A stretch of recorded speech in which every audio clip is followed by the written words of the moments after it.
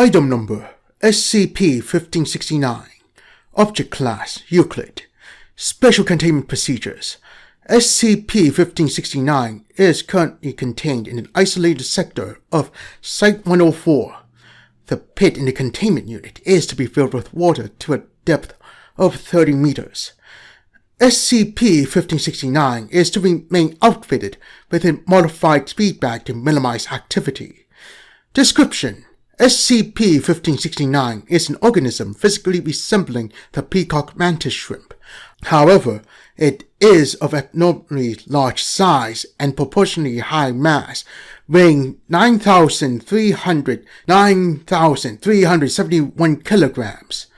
SCP-1569's body is 1 meter tall, 2 meters wide, 9 meters long.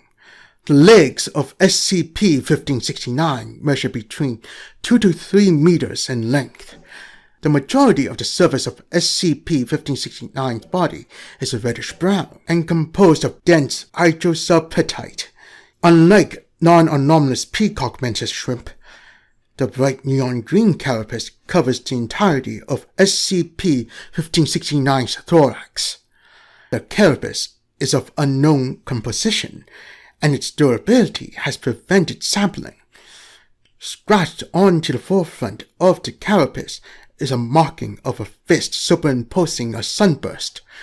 It is assumed this marking is not natural and was caused by something of anomalous origin due to the Foundation's inability to damage the carapace. SCP-1569 has proven to be docile toward human beings and often engages in displays of what is assumed to be affection by rubbing its antennae and antennoids against a human's body. SCP-1569 has also hugged personnel it is more familiar with by raising the front section of its body and briefly grappling the person with its maxillipit. It is believed SCP-1569 possesses an intelligence on par with that of domestic canines. SCP-1569 will only periodically prey against a majority of marine life. Though SCP-1569 immediately reacts violently when introduced to any species of shark, this aggression first displayed the strength of SCP-1569, and further testing had shown that SCP-1569 can strike with a force up to 51,000 newtons. Like other stromatopod, SCP-1569 is capable of forming cavitation bubbles with the force of its attacks, distributing a further 51,000 newtons via shockwave. Endoscopy reveals that the stomach of SCP-1569 consists of 3 chambers resembling the reticulum, omasum, and abomasum found in ruminant organisms. Connected to the stomach are 2 storage organs, one storing water and other digested material. Roughly 30% of the consumed food is stored in these organs, the other 70% entering SCP-1569 intestines for immediate nutrient absorption. Both of these storage organs possesses 3 plated valves, preventing forced endoscopy. One valve connects the organs to the relevant stomach chamber. One will open to purge the contents of the organs into the intestines of SCP-1569 to be absorbed and defecated when SCP-1569 is severely malnourished, and one of currently unknown purpose. Addendum 01. 3 months after its initial containment, SCP-1569 entered a dormant state. Its carapace retracted to a position to only cover the first 2 thorax segments, revealing a previously undetected male humanoid, henceforth referred to as SCP-1569-1. SCP-1569-1 was clothed in apparel similar to that of body-skin competitive swimwear, with the symbol of a fist superimposing on a sunburst on the back. SCP-1569-1 began yelling in a previously undocumented language. See SCP-1329-1 documentation. and moving toward D-1569-12, who had been cleaning the containment unit at the time SCP-1569-1 was successfully incapacitated and moved to a separate containment unit for examinations. Upon discovery, SCP-1569-1 was suffering from malnutrition and had undergone a double ocular enucleation long enough prior to having fully healed. Medical examinations showed that SCP-1569-1's esophagus terminates into two valves, one to the stomach and the other to a storage organ identical to that found within SCP-1569. Instead of connecting to a small intestine, the stomach connects to the storage organ, which then connects to the small intestine. It is unknown if this digestive system is natural species of SCP-1569-1.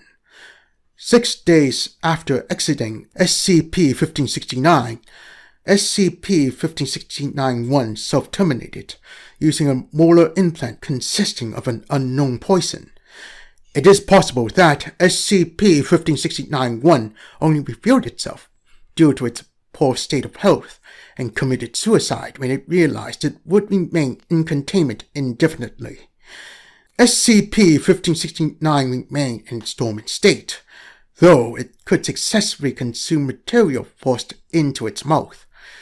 Inside the crevice between SCP-1569's body and the interior of its carapace are several tendrils of unknown purpose.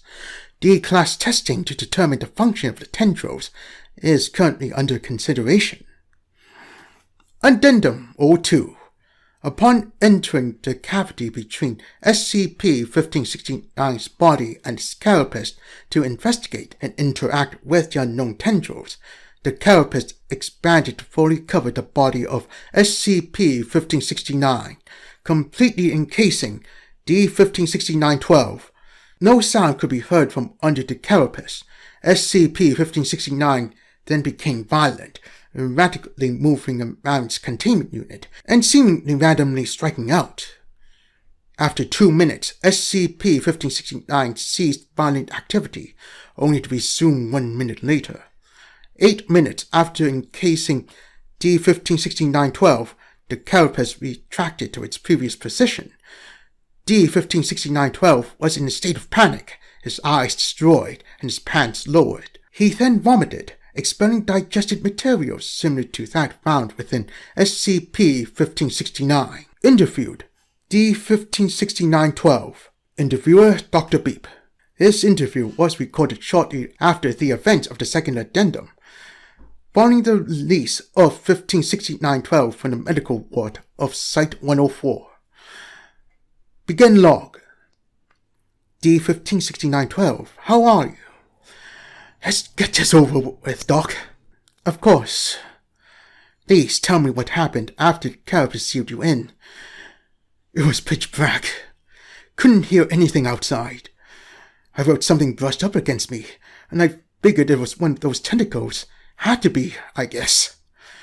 Next thing I know, one is shoving itself halfway down my throat. I tried to pull it out, but the other ones wrapped themselves around my arms and legs. And these little ones get into my nose, and I could feel the shrimp start moving around when I started trying to move. So more of the things start messing with my pants, and one goes on my ass, another one latches onto my junk. I just... They didn't move when they were in, which just made it even weirder somehow.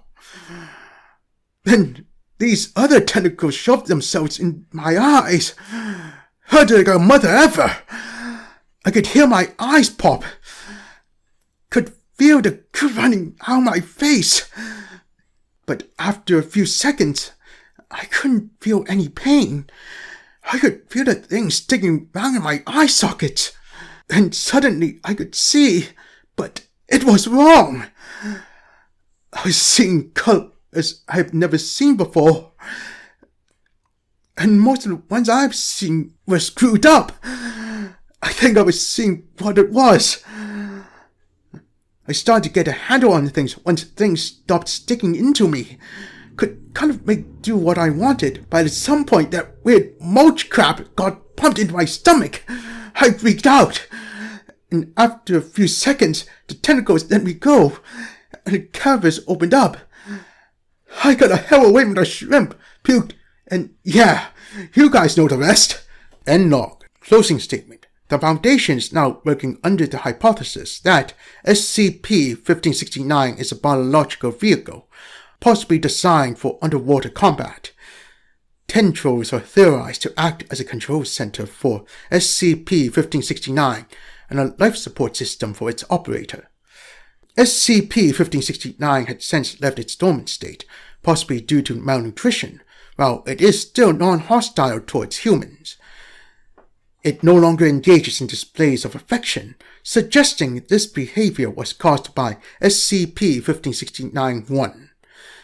D-1569-12 was subsequently administered Class C amnestics and successfully reintegrated into Site-104 to continue working with SCP-1569. He was informed that he lost his eyes to shrapnel caused by the impact of a strike from SCP-1569. D-1569-12 is suggested to be used for pending tests to confirm current theories concerning SCP-1569 and its anatomy.